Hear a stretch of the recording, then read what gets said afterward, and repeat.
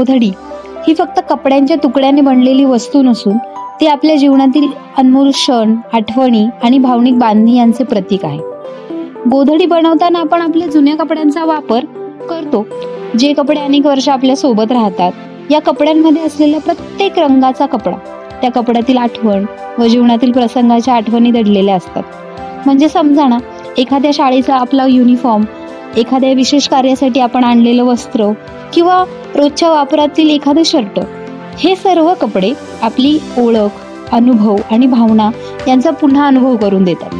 गोधडीच्या प्रत्येक तुकड्यामध्ये एक कथा जपलेली असते. जणू ती उबदार ऊब देत नाही फक्त, तर ती आपल्याला आपल्या भूतकाळाशी जोडून ठेवते. त्या कपड्यांमध्ये असलेल्या स्पर्शात असतो आपल्या जीवनातील एक काळ, ज्याने आपल्याला हसवले, रडवले आणि शिकवलेही. गोधडीने आपल्या जीवनातील या सर्व आठवणी एका सुंदर स्नेही रूपी एकत्रित करून घट्ट ठेवलेल्या आहेत.